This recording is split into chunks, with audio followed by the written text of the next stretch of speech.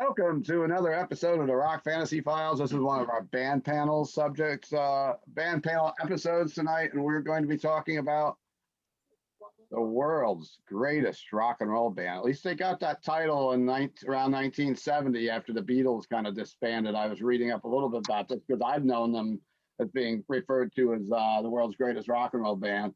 The band has been on top of the rock and roll world since the 60s. So still now, I mean, a couple of us in the room here saw them in 2019 at MetLife Stadium, which if you're not from the area is where the Giants and Jets play football near New York City. You can see the city skyline, but it is in Jersey.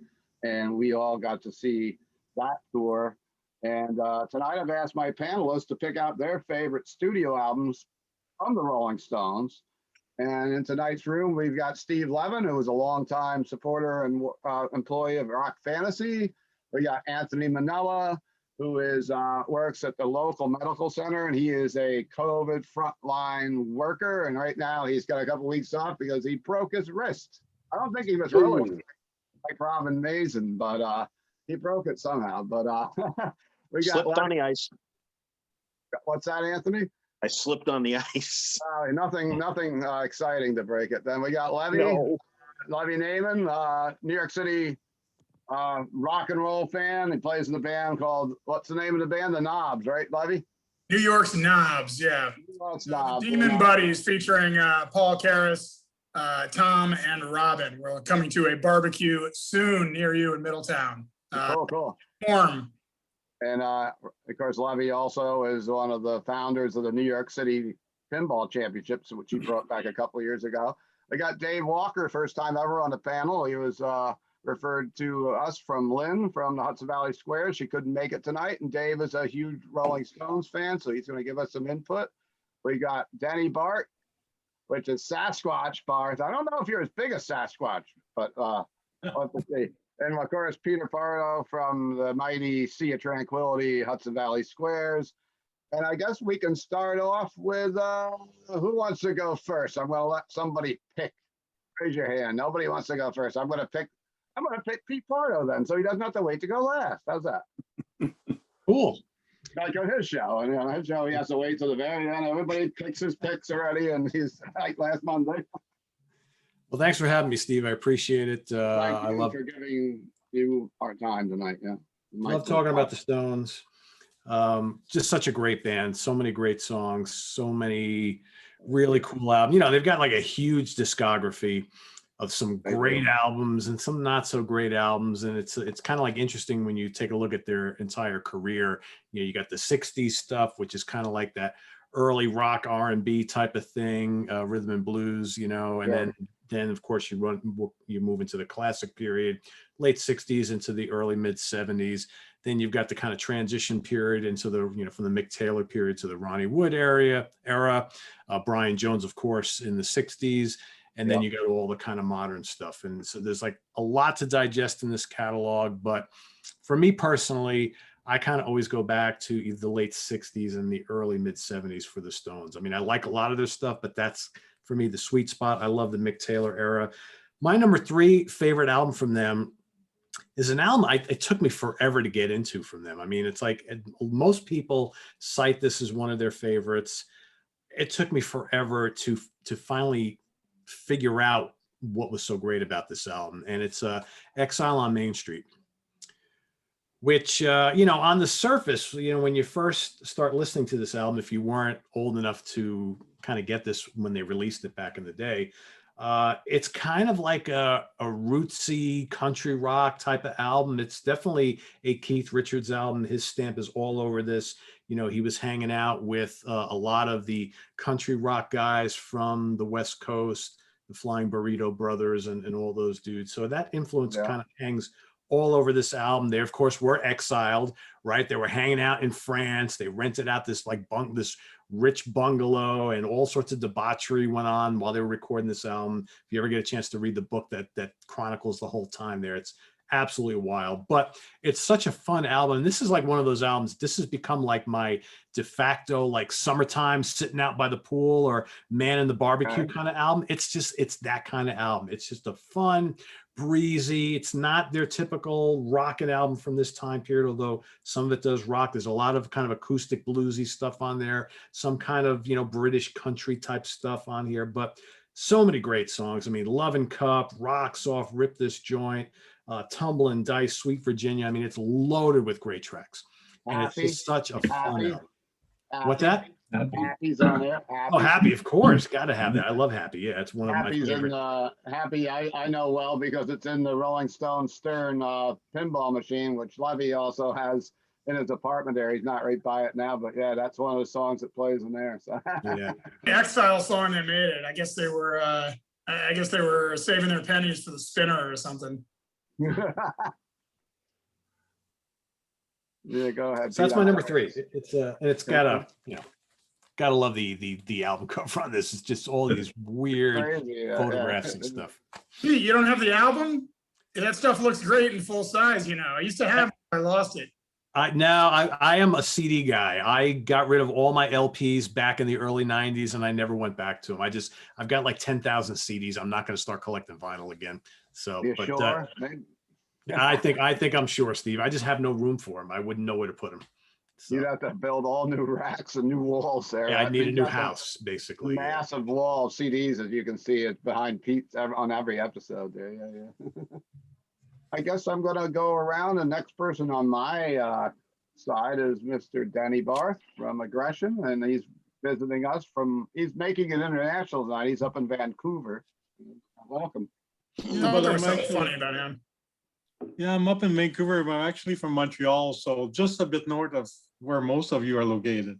Yeah. Very familiar with upstate New York, and spent some lovely summer in Lake George, and Okay. Yeah. had a Like lot of George. fun out there.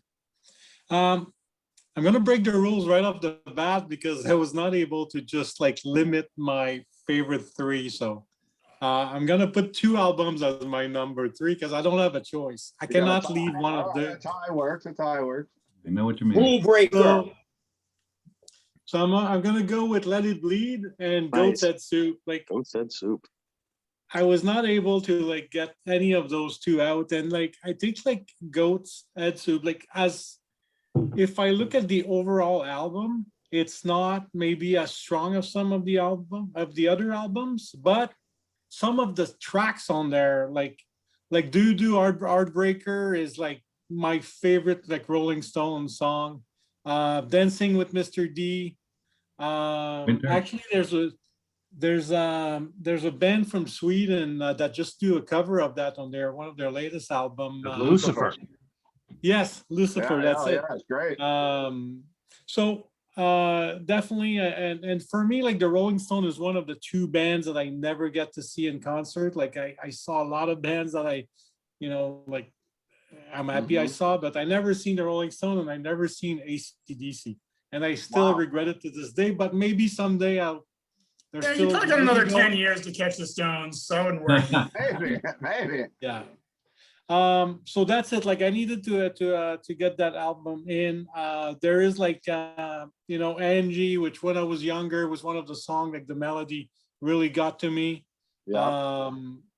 And then Let It Bleed, mostly for I don't know. I felt like that's when like the songwriting transition happened between like the trippy 60s stuff into maybe they went from like it's almost they went from like trippy drugs to like hard drugs. Like I don't know how to like explain that transition, but you can almost feel it in the music. It's a lot harder, and it's a lot like tougher.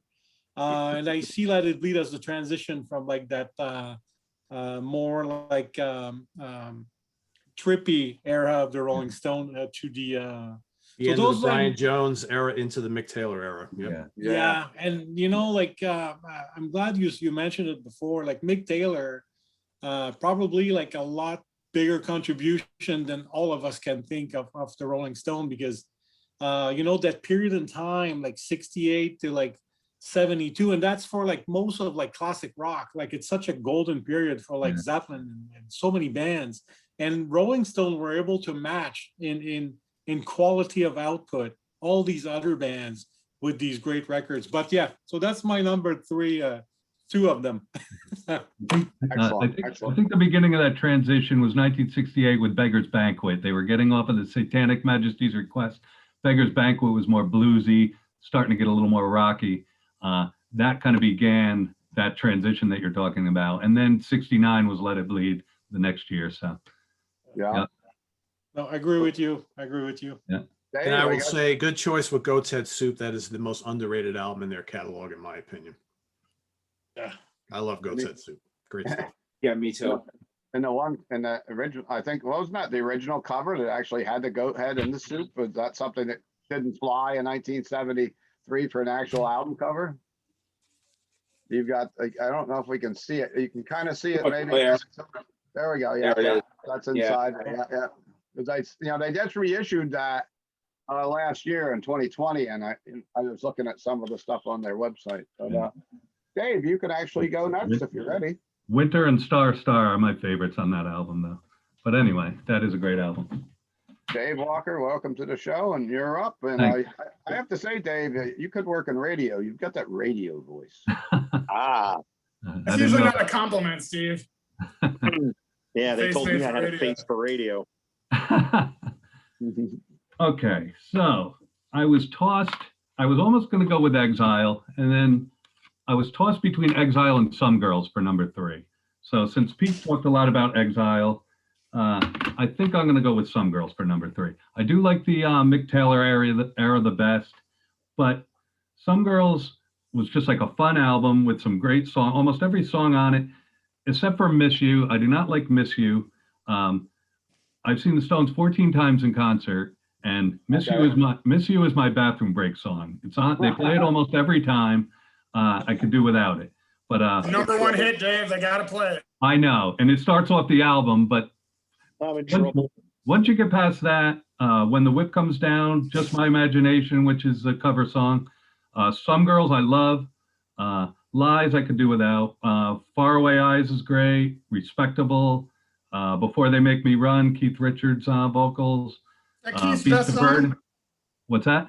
That Keith's best song.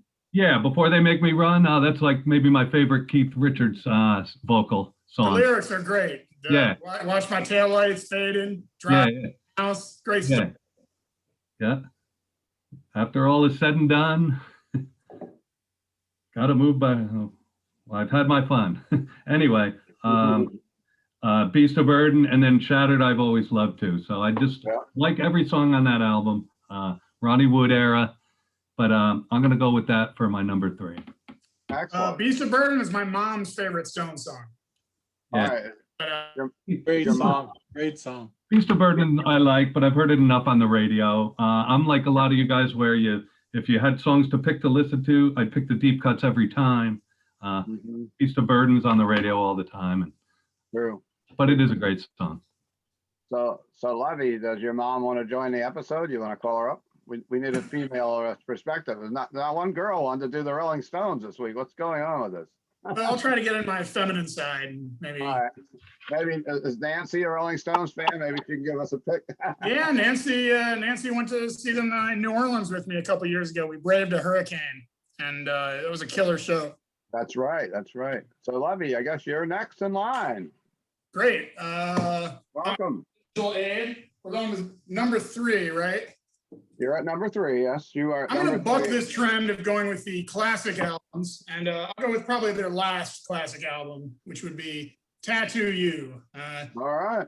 You guys all know this was kind of an odds and ends album from a lot of, at least my understanding is it was a lot of older tracks that they kind of coupled together and got ready for release. But I've always loved this album. My older sister got it for Hanukkah when it was new. Played the hell out of it on the stereo, my parents' stereo. So that it was just all kind of in my head even before, I was really listening to rock and roll music. Mhm. Can you believe it's I mean, 40 of years? course, 40 years ago. yeah, This 40 years year. ago. When I was 6, I was listening to it. But we're all probably sick of Start Me Up, but it's a great song. Great song. It's such a clean rocking song the way it's put together. Neighbors is a lot of fun. Mine's bigger than yours, Dave. Got the vinyl. Waiting on a Friend, Oh, yeah. Worried About You, Tops. I think Mick Taylor is actually on that album. I think Tops is one of the songs, because it is based on a bunch of their outtakes from the 70s on. What else do I like in that? Black Limousine. Little TNA. Yeah. As always is Keith, but that's a great rock song. No use in crying. So, Yeah. and the cover is kind of Okay. cool. I guess it's supposed to be Mick with the tattoos. I don't know. That's Mick. And then on the back is Keith with the tattoos. Yeah, that's definitely Keith. Yeah, yeah. Mick on the front. Looking about 10 years younger than he probably was. And then on the inside, there's a hairy boot. Or I'm sorry Oh, yeah. for you. And then if you want to freak out, there's this weird pattern on the back. So, you can Woo. trip out on that. And of course, the classic label with the tongue on it. Yeah, yeah. Good album. Probably the last great album. Yeah. About 20 years of making hits, and that's pretty impressive. So I'm going to go with Tattoo You as my number 3. Awesome. Next in line, and I forgot to mention this before, not only does Anthony save lives at the hospital, but he also plays guitar and goes out and plays in some of the local pubs and stuff before he Not now, though. He can't play now because there's COVID-19 and nothing's open anyhow. But yeah. I just wanted to make know that he's also Thanks. along with being a longtime friend, taking care of both of my parents and my father-in-law and everyone at the hospital. And it was always a good, nice when you're in a horrible situation to have someone that in the hospital staff when you come in. Thank you, man. Thank you. It was an honor to take care of both of your parents when I did. It was an honor. Thank you. And Anthony, we want your number 3 album, please. All right. So for my 3 albums, I'm probably not going to make a lot of friends on the third one. You but can only I'll tell say- the third one right now, unless you Oh, want to only the keep- third one. Then the third one, I'm going to. You do 3 now, and then we'll come back for 2, and we'll come back for 1. All right. So my third album. All right, everybody. We put your take thumbs guesses on down. what his unpopular choice is going to be. I'm going to say Dirty Work. Nope. All right, anybody else? No, I don't know.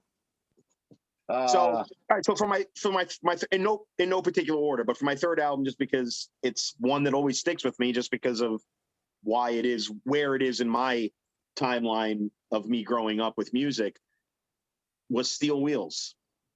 Okay. I usually get probably a door slammed in my face at this point. Yeah.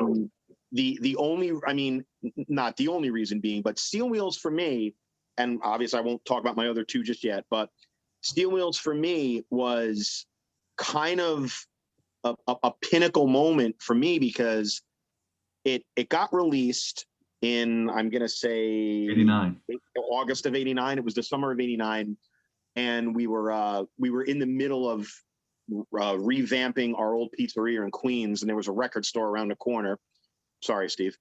I did have loyalties to somebody else once upon a time. That's all right. Yeah. And like I said, already being a Stones fan, but I think before then I was more of, and like I said, I'm gonna shoot right from the hip. Why lie?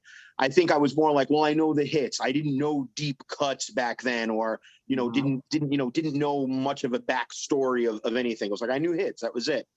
My sister's husband, they just got married. He was a big Stones fan, and a lot of it was, how can I impress my brother-in-law? Because here I am, 14 years old, and I picked up Steel Wheels because I heard Rockin' a Hard Place at that time on WPLJ. Yeah. And I was like, wow, I like this. And I bought the album. But why the album is kind of in here with me was because that October, my brother-in-law begged his new mother-in-law, my mom, that if I could go see the Rolling Stones with him and 2 of his cop friends. And my mom wanted nothing to do with it, but you better call me when you get to Shea Stadium, and you better call me from the train station. I was at that show. And it was great. And the funny thing Me was is too. that, so here I am, I'm at the time I'm 14 years old, and I'm with, I'm with 2 NYPD cops and my brother-in-law who's FDNY, a firefighter in South Bronx. And so, obviously they're older than me, they're already, in their 30s. And the opening band is Living Color. Wow. And I'm the only one out of the 4 of us that knows who they are. And they're like, who are these guys? And I'm like, they're great. I was like, this is cult of personality. Anybody? Yeah. And honest to God, once the Rolling Stones came on, I don't remember anything about Living Color. So just like I said, all of the tracks on Steel Wheels, just, they hold a special place in my heart because of where I was as a kid and whatnot. But I'll conclude with this. It was what my brother-in-law said to me at the show, and probably everybody could agree with me on this. That was my first real bona fide rock concert. Before that, my parents were very, especially my mom, rest her soul, she was very into country crossover. So we would go to the Westbury Music Fair out on Long Island, and we would see Alabama and the Judds and Clint Black and those. But this was my first real rock concert, so to speak. And my brother-in-law said to me, like, while we were getting off the train at Shea Stadium, he said, I'm telling you now, you're 14. Everything that you see from this moment on is probably going to suck.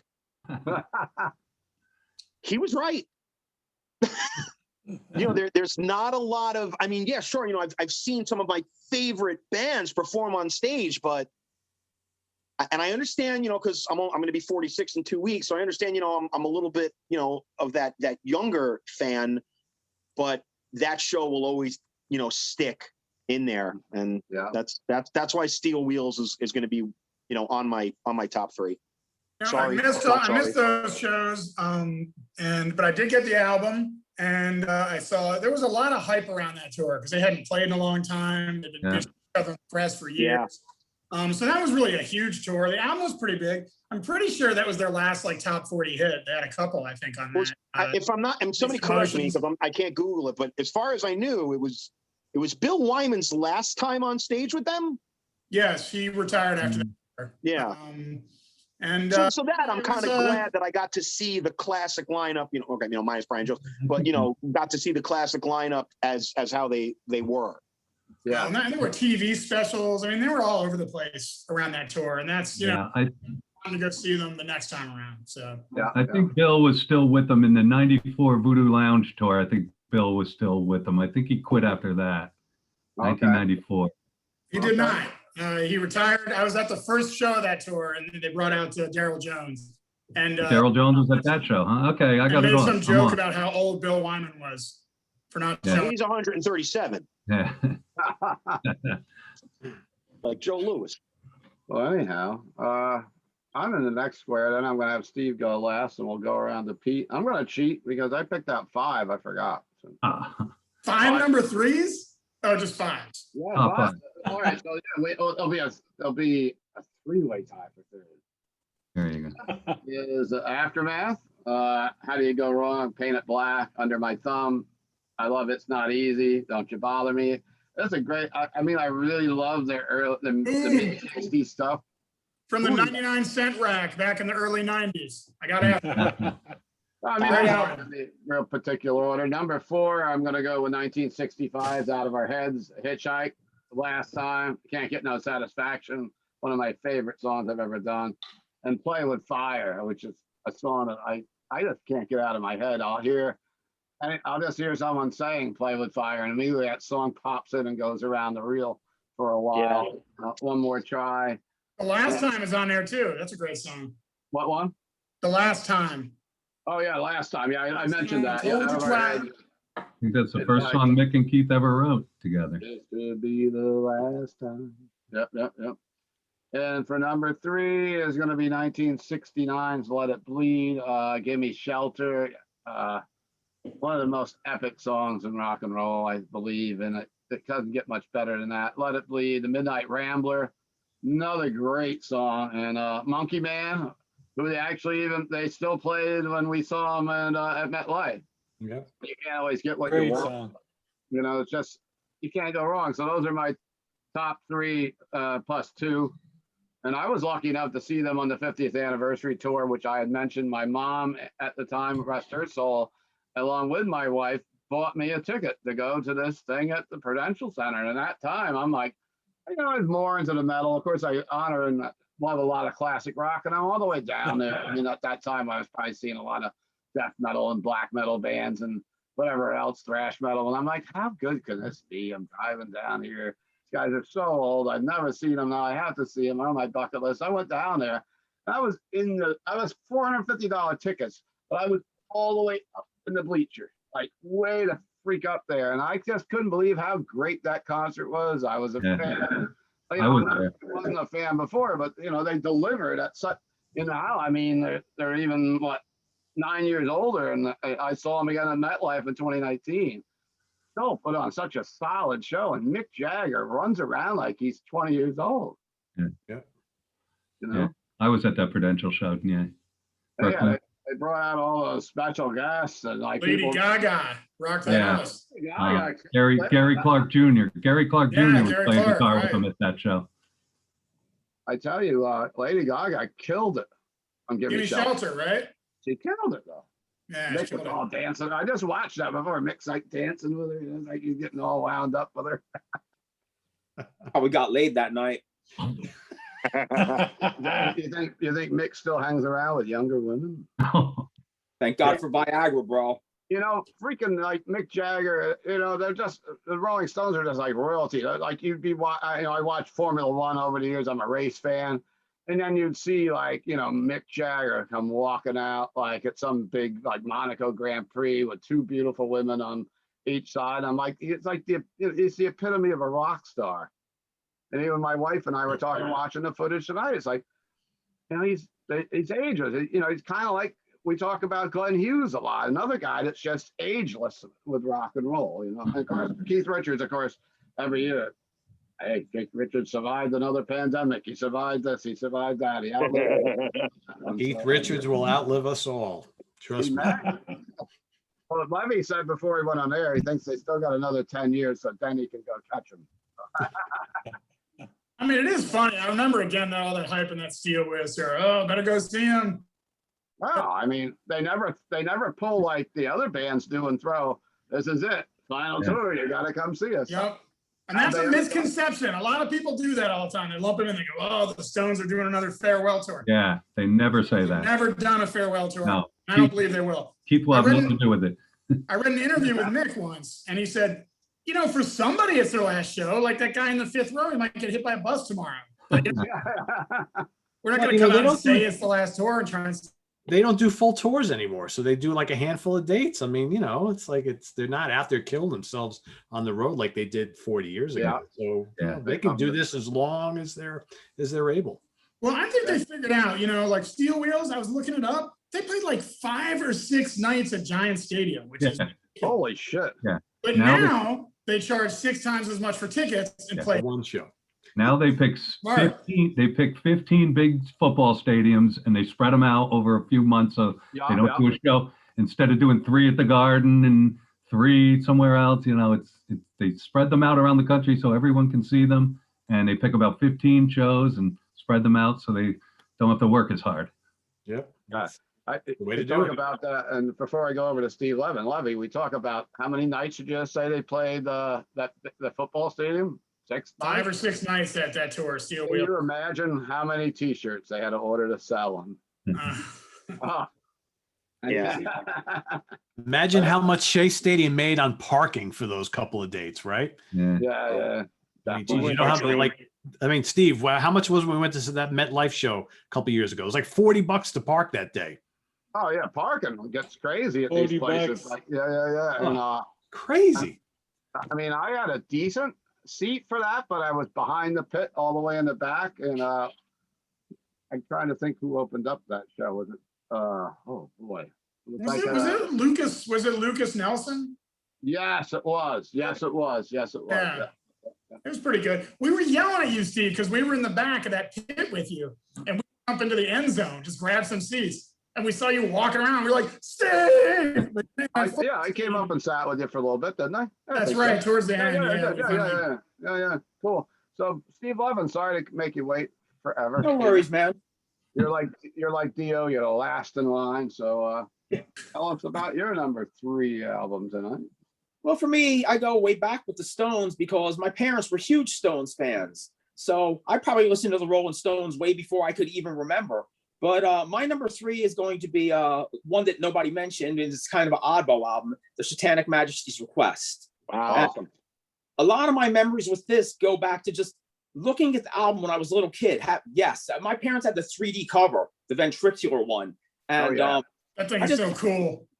And it was crazy because I guess around that time was the whole Paul McCartney thing where Paul was dead, and there was this rumor that something had happened to Paul McCartney. So my parents, in the detective they were supposed to be something that you could find, some sort of clue that they had heard in that album. So on the inside of the album, if you look, there's a maze in there, and in the center, there's something there. So they had pried out whatever was in the center there. And I always asked them about that. And they said they were looking for a clue to Paul's death in there, which is kind of crazy, you know, but, you know, that was like a sticker, Steve?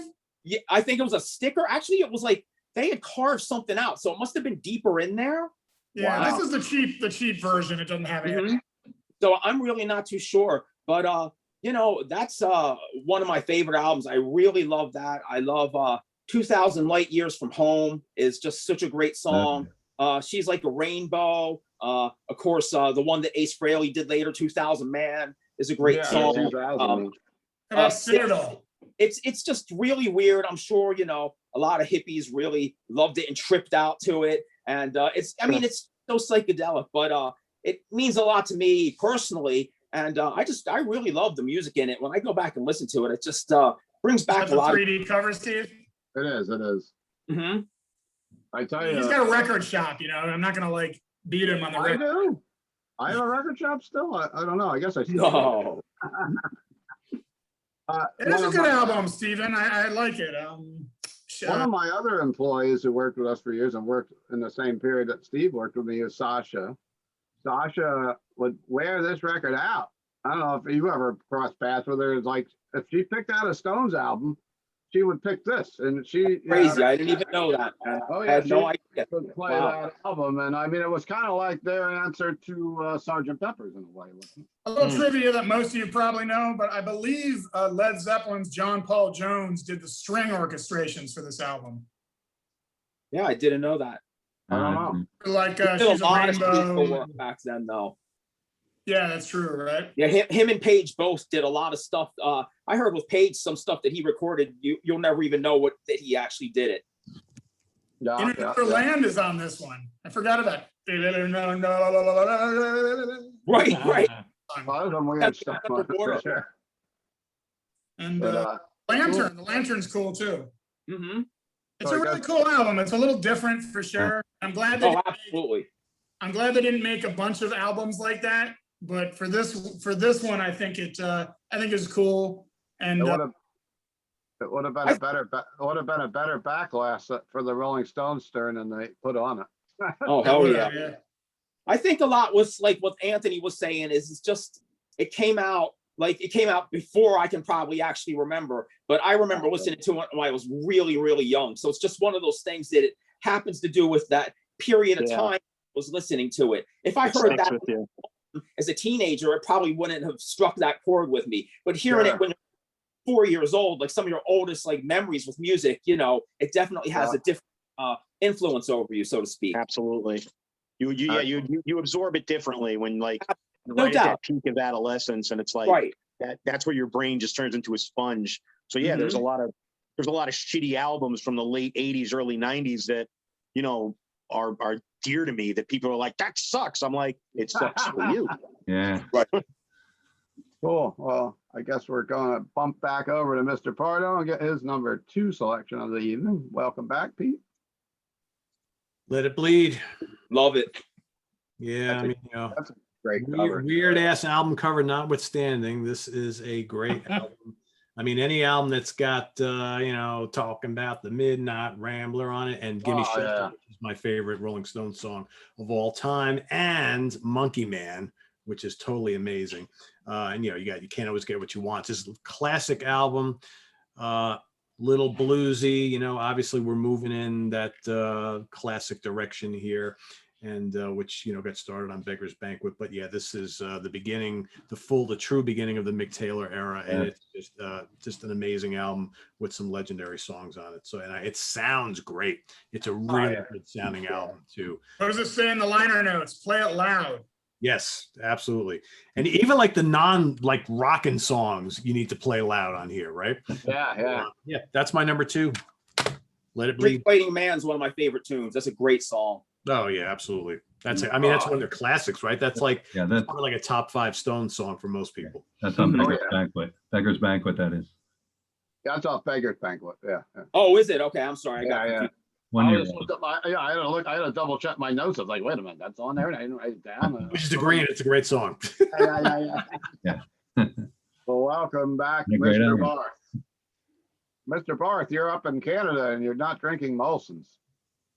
No, I'm actually I got a variety of beers tonight. I Good. just went in the fridge and picked whatever I could get my hands on. There you go. You're drinking coffee. Um, I don't know how many of you guys like play guitar and ever tried to like pick some of the Rolling Stone songs, but it's extremely challenging because like Keith Richards constantly play with his tuning, and he plays like a very like it's always like open G, open whatever, or sometimes it's an open G, but one string is off. So when we grew up, no tablatures, you know, you had the turntable and with the needle, you just keep putting it back and back and back. So the album that one of the album I started to learn to play guitar with was this one, Okay. Exile on Main Street. And Yeah. it's my number 2 favorite album. Some of the songs on there, like Ventilator Blues, Great. Torn and Frayed, like it's, Yeah. and I associate this album really with, you know, it's almost like, you know, you're a kid, it's a double album. So then I had like at the same time Physical Graffiti later on, but I used to like, you know, like I feel that both albums have a similar vibe.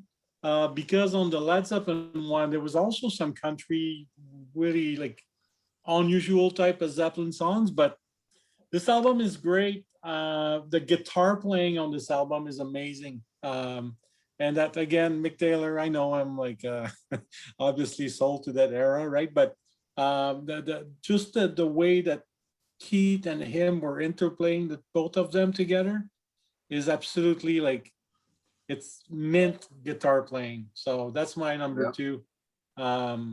Amazing record. Excellent. Thank you. Dave, you're in my center square tonight too. So. All right. You can tell I'm in the upper left on my screen. Okay. Yeah. Okay, I'm gonna go with Let It Bleed also. It seems like a common thread here, but Let It Bleed is my second favorite. I like almost every song on it. Love in Vain, Midnight Rambler, Gimme Shelter, I think maybe the greatest song of all time, in my opinion. You've Got the Silver, which is Keith Richards' first solo vocal in the Rolling Stones history. And I think I was just reading the other day that Mick was supposed to sing that song, and he was absent from the studio at the moment for whatever reason. And the producer asked Keith to sing it, and they liked it. And that was his first ever solo vocal song. And then every album after that, they pretty much gave Keith a song, pretty much. So, but anyway, I love that. You've Got the Silver. You Can't Always Get What You Want, radio hit. I could do without it. Great song, but I've heard it so many times. It's one of those, if I never hear it again, I wouldn't care. But listen to the radio. yeah, but Monkey Man, again, like you guys mentioned, another great song. Country Honk, I don't know why they put that on there.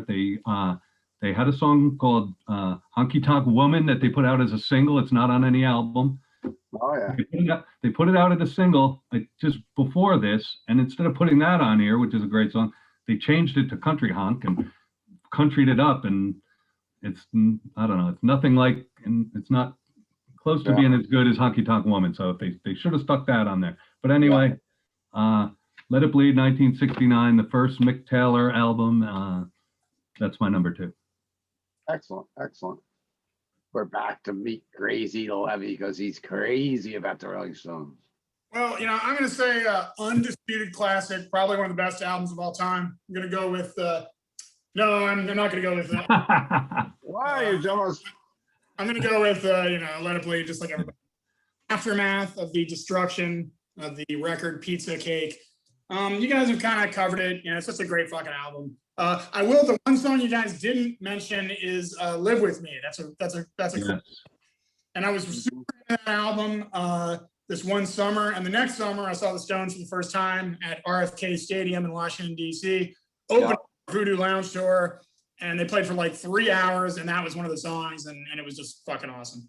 One thing I will say about these albums, I mean, they have a whole career in the 60s before they started putting out these monster albums. And those songs are great rock and pop songs. And, you know, if I'm working on pinball machines in the shop, I have that, I got it when I was in high school for getting good grades, that London singles. It's basically every single and B-side, 62 to 1970 or whatever.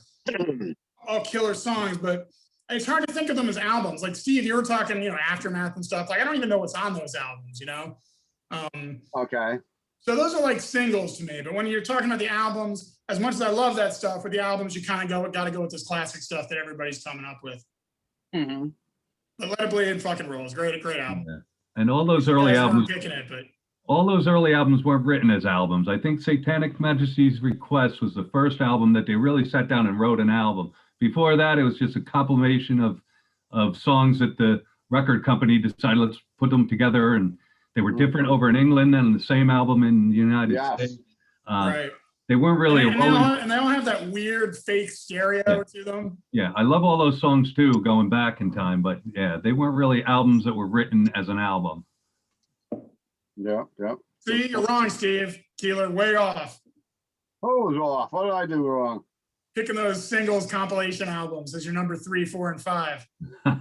But they were great albums. They were still albums. I mean, maybe they weren't. Anything with Satisfaction on it. Yeah. Yeah. I was wrong. I'll let you get one on me tonight there. Anthony Menella, you're back for your number 2. Is it Let It Bleed like everyone else? My disclaimer, if it was, I just want to say that if anybody picks Let It Bleed, I enjoy hearing everybody's variation on why they like Let It Bleed. Yes, makes sense. So my number 2 is Let It Bleed. But reason behind it is, you know, and I understand, you know, what was, you know, just said about, you know, you can't always get what you want. I started playing guitar when I was 13, and Let It Bleed was one of the albums. My brother, God rest his soul, was 10 years older than me. So that was where I you know, ciphered through a record collection, so to speak. And, you know, we have this, you know, had, you know, my mom was this very old school Roman Catholic, Italian American, but still. And Let It Bleed was an album that you could leave out because my mom would look at it and go, oh, look, a birthday cake. And there wasn't anything horrible about it. Like later on, me leaving out, Blizzard of Oz or anything else like that. Yeah. So it was, so just from a visual standpoint, it was welcomed in the Menella household, even though, my mom didn't know what was on it. When I started playing guitar, I think I went to that album, and You Can't Always Get What You Want, mainly because the lyrics didn't captivate me like anything to say like it was, like it coincided with my life. But what I always liked about the writings was it painted a story. It painted pictures, so to speak. So it's like I'm picturing the Chelsea drugstore. I'm picturing Mick talking to this guy named Mr. Jimmy, and he's getting a soda, and it's cherry red. And it's like, so I like when music has imagery. Yeah. So that's what captivated me, about that one song in particular, regardless of it being, done to death. And then, hearing it, on the radio and whatnot. And then, seeing them on the Steel Wheels tour, I really never knew what the term like arena rock was. And I don't consider the Stones arena rock, but to actually hear, thousands of fans singing lyrics over the PA, those lyrics in particular, once again, like Steve said, something that sticks with me, from when I was a kid. Yeah. But another song that'll always, stick with me from that album. And it's funny because it's like it, even though, the album comes out in '69, but I always have a fondness for albums that all of a sudden explode later on for something, and then it, you know, reignites the, you know, the back catalog of the band. So being an Italian American, and, you know, Gimme Shelter shows up in Goodfellas. And even though I loved the song before I ever, you know, saw that movie, now that song takes a whole different, you know, level with me. Like, so every time I hear it, you know, I'm thinking of Henry Hill driving, looking for helicopters, you know, and even though I understand, you know, that wasn't, you know, Mick and Keith's intention when it was written, but once again, you know, albums and songs that, you know, are dear to me because, you know, they remind me from, you know, a time long gone in my life that I could look back and go, oh yeah, I was younger and thinner. I think it's safe to say that Scorsese and the Stones have been making each other look good for like 50 years. Oh, absolutely. Yeah. And like I said, I mean, and it's one thing to have imagery in lyrics, or images and lyrics rather, but, you know, to kind of take what you want from Gimme Shelter and, you know, and put it in, you know, in your brain, and then all of a sudden see it, you know, affiliated with a gangster movie, and you're like, oh wow, this is different. And, you know, and then it just, like I said, for me, it just cold sticks. Italian pizza, right? Didn't you work at a pizza shop? My parents, my parents owned a pizzeria. When my dad first came to this country, he started in the pizza business, and then they opened up their pizzeria in 1965 in Queens, New York. And now, Had a jukebox in there? we actually had a jukebox and a full arcade in the back with vintage pinball machines. That was like back in 1979 when I was like 5 years old. Wow. Yeah, it was, and that was a staple thing for, it was on Union Turnpike. So it was like, you know, the Turnpike kids, you know, you came in, you got a pitcher of beer, you played pinball, you listened to the jukebox. So that was where a lot of my, you know, early influence came, besides, you know, what my brother, God rest his soul, had in his vinyl collection. And then you got back on the Turnpike and drove home. It was a different time. Yeah, it was. It was a different time. They pumped your gas. Cool. Put this out here. I think we're going to have a unanimous number one. Yeah, I was going to say that too. On the Rock Fantasy Files. Yeah. Yeah, everyone's picking the Blue and Lonesome, right? I might go back to Undercover. I got that. All right, so I guess it's my turn again. Or is it back to me? Yeah, I guess it is. I'm going with I'm pulling a lot of no, I'm not going with that one. I'm going with Flowers. Wow. Flowers is my number two. Ruby Tuesday. I didn't see that coming. Have you seen your mother, baby, stand in the shadow? I love that song. Let's Spend the Night Together. Lady Jane, Out of Time, Mother's Little Helper. I mean, this goes back. These are songs that I call backseat of the car songs. You know, as I was a kid in the 60s and listening to AM radio, and my parents would have that channel on and hearing those songs, but also discovering the whole album as I got older. And I really like this album. So you like that My Girl cover? My Girl. Got me to sing it. Backstreet Girl. I mean, yeah, it's cool. I mean, I love the Temptations. So, yeah. Oh, you know what song is on there? Out of Time. That's a funky song. I like that. I just mentioned that one. No, sorry, I wasn't listening, Steve. Baby, baby, baby. You're not listening to me, are you? Yeah. We'll have to get rid of you for the next metal show and bring on Zen. Metal posing. Metal posers, and Zen probably doesn't even know we do this show. I've told him a couple of times. But Steve Levin, we're back to you for your number two. Is it Let It Bleed? Sorry, guys. I'm going to have to go with my number two being 1971 Sticky Fingers. Ooh. Once again, another album my parents had.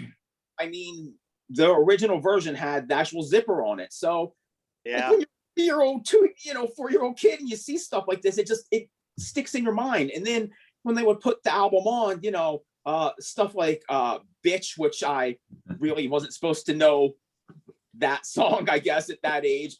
Wild Horses, Can't You Hear Me Knocking, but especially probably one of my favorite Stone songs. It's hard to actually just pick one, but man, I love Brown Sugar. The chord progression in that song, once it gets in your head, it's stuck there. It's such a classic song. It's so great. Even the saxophone in it, it's just such a good song, one of my favorites. And yeah, that's my number 2. I mean, once again, it's just one of those things. It was something that just sticks out in my mind and my memory that, you know, when you're a kid, you're just so influenced by whatever you see. And clearly remember holding that album in my hands. And, you know, and like I said, if my parents saw me holding it, a lot of times they pop it on the record player and then you hear it. And then you can associate the music with what, you know, the visual of the whole thing. And it just, man, something that absolutely sticks with you, you know, for sure.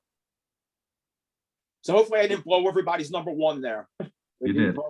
Oh, I'm sorry. Did you want to play with the zipper? Pete, You know, like many of these albums, it is my parents' copy. And like Steven was saying, you know, you're like 8, you look at this thing and there's like pubic hair in here, and you're like, what is this thing, you know? It was a long time before I ever listened to it, but I took this with college, and it was awesome. This copy I'm holding has been around the mill, and it wasn't something that I had from a kid. It was owned at one time by a guy named Nick Conklin, and he was at RD2 Box something in Massachusetts. Then then a guy named Bruce Johnson wrote his name, and he actually put his little sticker, and he was from Box 85 in Holden, Massachusetts. So got some history from the Massachusetts area. Funny. People used to write their names on albums, I guess, because they would lend them out, or if they were at a party or something. This way, nobody can. A lot Hey, of that's my name's on. college dorms, things like that too. You Wow. know, where you're sharing a room and you're right there, you know, where you're DJing. Right. Like that. Yeah. Mr. Pardo, we're back for you for number 1. So does anybody know why they call it Sticky? I feel weird picking a number 1 that's called Sticky, but that is my number 1. Yeah, I mean, this is like one of the, I talk a lot about on Sea of Tranquility about like those perfect albums, and this is one of those albums from that time period from any band. I mean, there's just so many great songs on here from top to bottom. You know, Brown Sugar, Sway. The most underrated song in this entire catalog is Sway, in my opinion. I absolutely love that song. Can't You Hear Me Knocking? Oh yeah. I mean, that's just absolutely incredible. This is the Mick Taylor album right here. This is the Mick Taylor album. He is all over this. I mean, Bitch, Dead Flowers. How engaging and fun is Dead Flowers? Oh, And as great as it is on here, I even love like the live versions of Dead Flowers when you got both of them singing lead vocal together. It's just magical. I mean, this is just classic 70s British classic rock. I mean, this is a legendary album. This is a Desert Island disc for sure, and not even close. This is my number 1.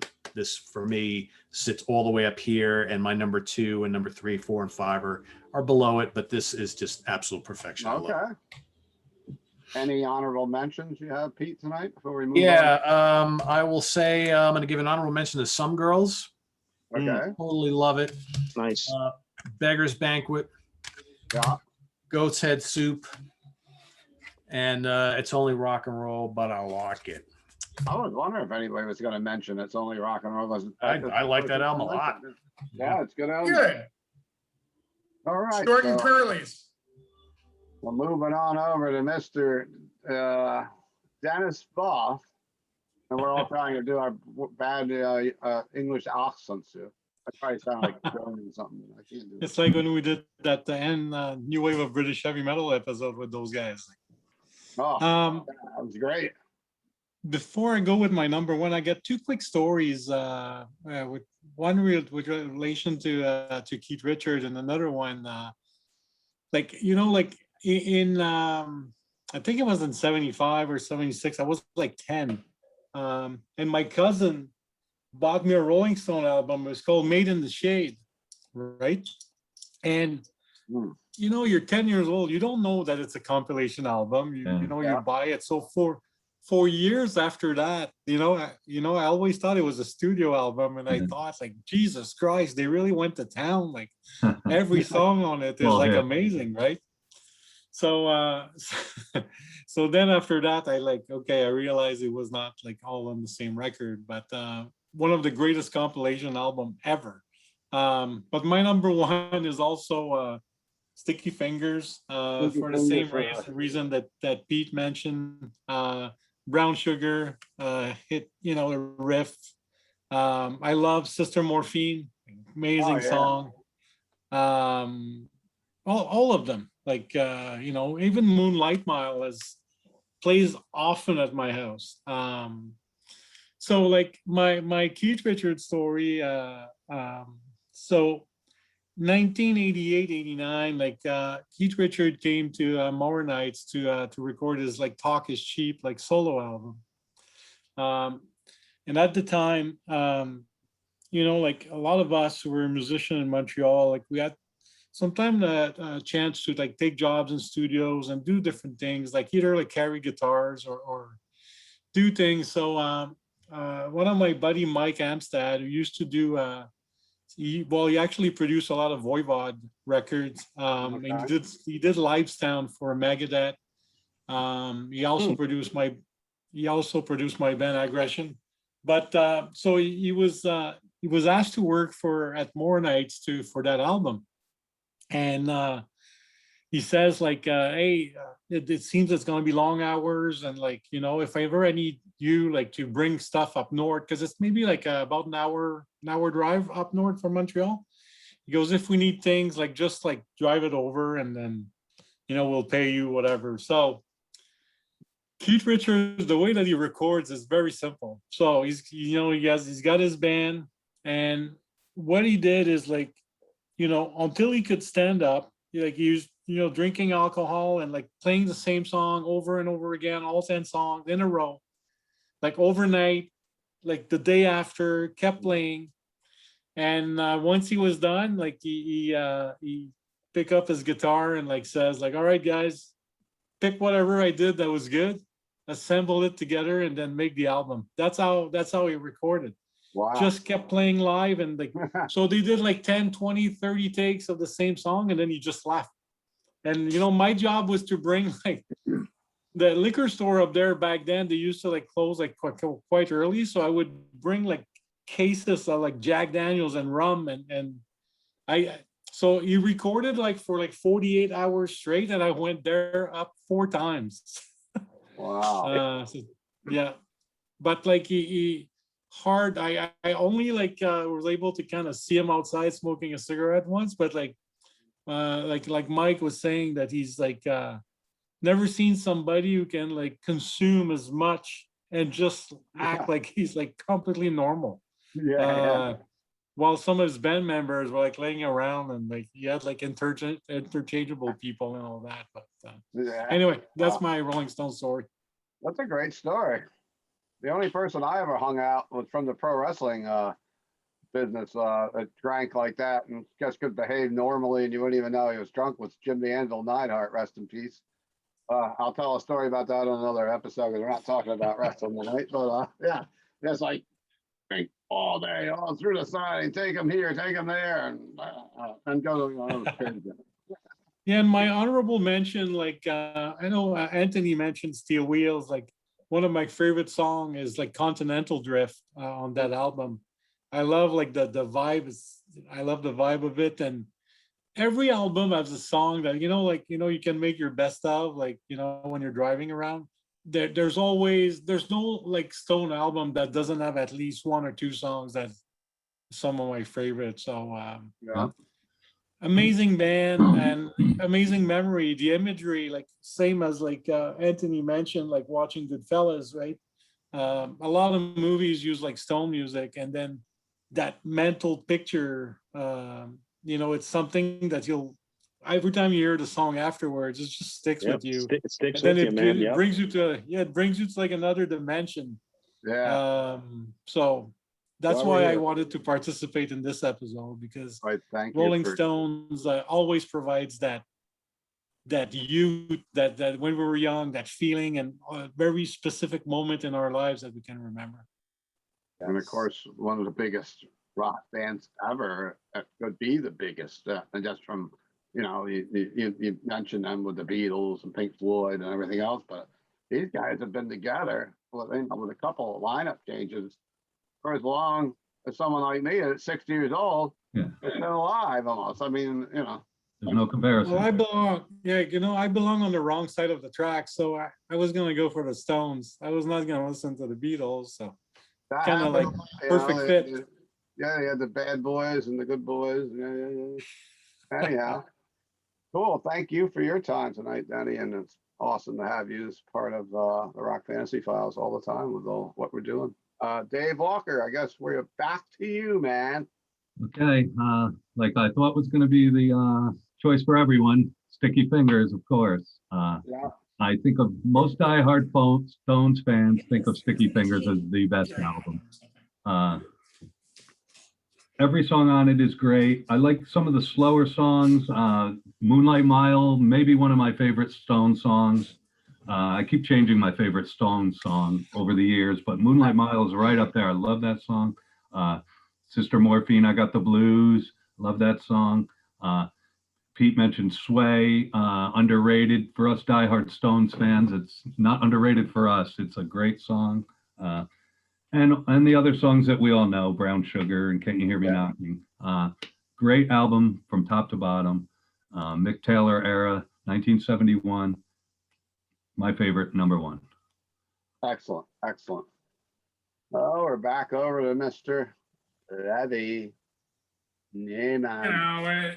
Since we've already discussed how awesome this album is, I'll just want to note out of everybody this giant heart on this guy. Ah, You think Andy Warhol had this guy like playing with himself, and also an ass? So whatever. It's everybody loves it.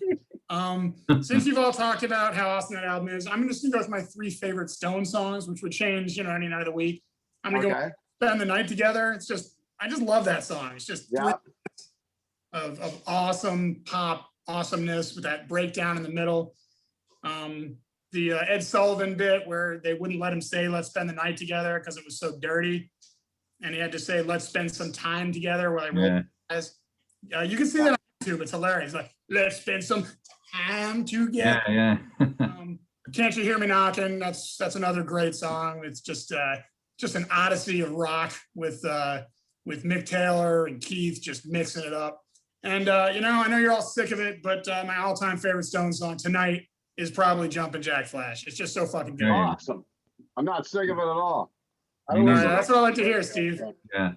But if push comes to shove and I can't have a compilation, I'm gonna go with Sticky Finger, and this guy's excited about it as I am. You have to show off the Bally Rolling Stones backlash now. I don't have that, but what the hell?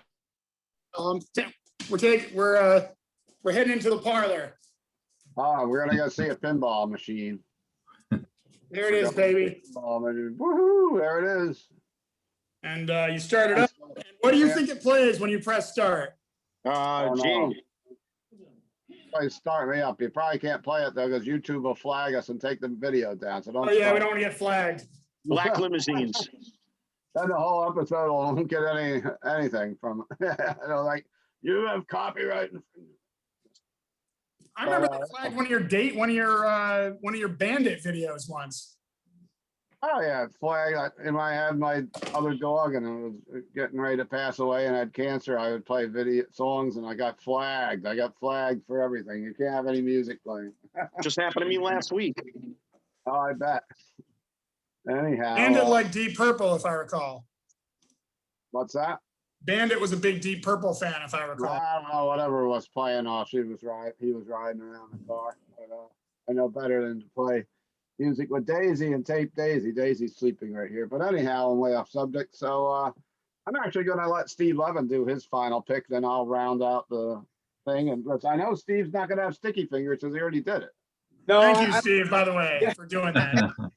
I guess I'm the oddball with their Satanic Majesty's request and my number 2 being Sticky Fingers. But my number 1 was actually already mentioned, and that's Goat's Head Soup.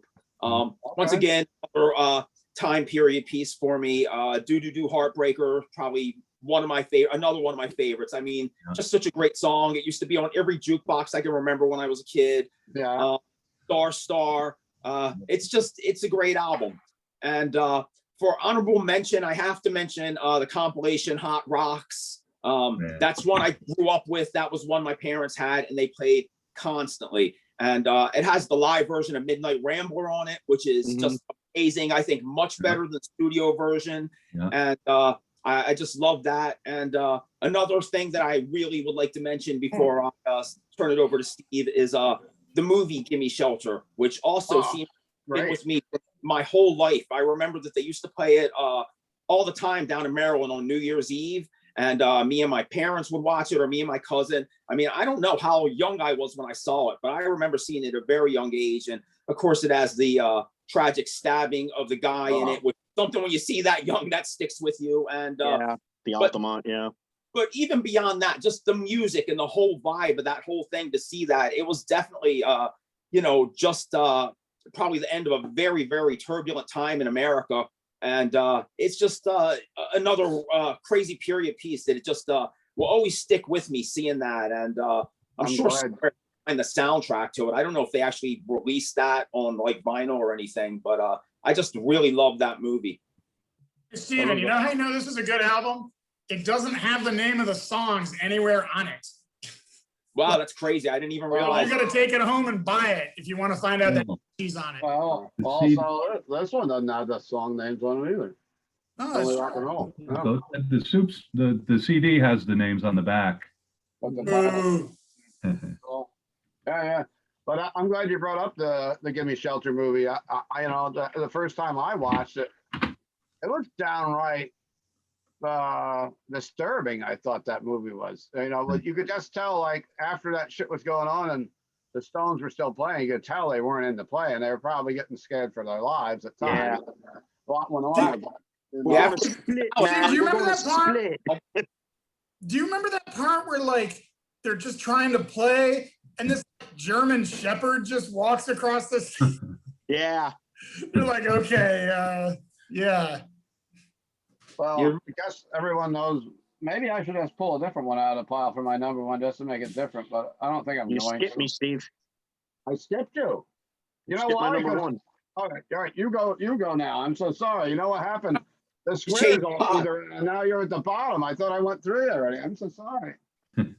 Denny's my center square, and Anthony's in the bottom. He was in the upper right before. I don't know what happened. Mine's all mixed up because I keep swiping because I'm like, I couldn't see Pete on the other end. All right, Anthony, give me your number one. Sorry about that. No, I'll make it quick. My number one, for obviously, again, personal reasons, is Tattoo You. And once again, done to death. I understand, like, I'm always that guy that likes a band, with the exception of most of, like death metal and, black metal and stuff like that I'm into that nobody's heard of. But, if it's more of a mainstream act, and if I pick a mainstream song, then I have comic book guy from The Simpsons go, "That's the most overplayed song ever." But the reason being, of course, always giving props to my late brother, John. When I first heard Start Me Up, I'm a guitar player, but I'm a rhythm guitar player. So I like the sound of, to quote Angus Young, I like big guitars. So that's what that, that's what I felt. I felt big guitars. But why that album sticks with me, because I didn't have much image to go with the songs until like the birth of MTV. And then I remember seeing the video for Start Me Up. And the thing that'll always throw me, and why it's dear to me, is seeing Charlie Watts behind this. And please, if I'm wrong, please chime in. What looked like a 5-piece, like Gretsch jazz kit. If I'm wrong, Anthony. What's that? Only a 4-piece. All right, I stand corrected. Only a 4-piece, but the funny thing is that when I heard Start Me Up, when I heard, other, songs, even, from back catalog, and never seeing what it looked like, yes, please, God forgive me, I thought Charlie Watts was behind this monstrous kit like Neil Peart, and I'm like, and then, that deadpan face of just, my cat scratcher, my pen, he's just. Exactly. And when I think of drummers, I think of the Keith Moon, where, he poured himself a bowl of amphetamines and, just went berserk, and, John Bonham, just this pile of sweat. And, and even Ringo Starr, I'm not a Beatles fan, but, Ringo was, I'm just so happy playing the drums here. Look at me with my smile on my face. But then you looked at Charlie and he's just like, No emotion. here I am. And I'm like, man, I don't know why that always stuck with me. And I was like, him, I like him. And that, I think, so mainly Tattoo You, of course, another one where I picked up the album out of my brother's collection. I was like, oh, mom might not like this. So of course, because of that, I got to listen to it, and everything from, Waiting on a Friend, Black Limousine, Neighbors, they all stick with me. But like I said, it was the one that, excuse the pathetic pun, that, started me up with the Stones. And that was like the first thing I heard. And, it's always going to be, synonymous with, with the Stones for me. So that's why it's always going to be my number one. My honorable mention will definitely have people slam the door in my face, was the 97 studio album of Bridges to Babylon. I like that. And Crickets. I like that album.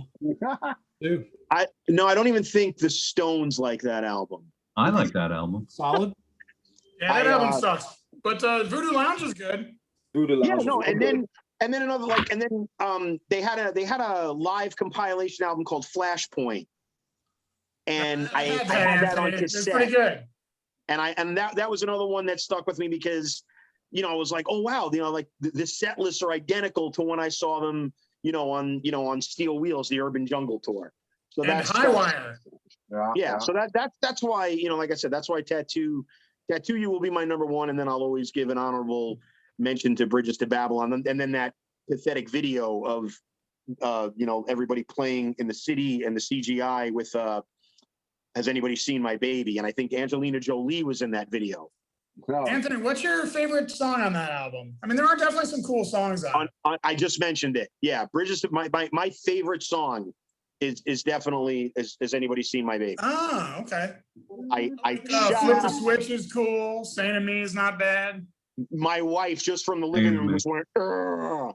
Like every time, like that'll come on my playlist in my truck. We'll be driving somewhere, and she's like, "I hate this song," and I'm like, "Well, Saint of Me, excellent song. Yeah, Made some money for Katie Lang, I believe. right, yeah." that? I was gonna say, yeah, there was a similarity, and then they gave her writing credits apparently. Yeah, just to head off any trouble. I doubt they ripped anybody off, The Stones don't rip people off. They're using the same 3 chords as everybody else.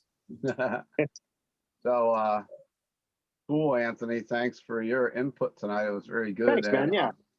And we were talking about Rolling Stones albums that don't have the names of the songs on them. I found another one.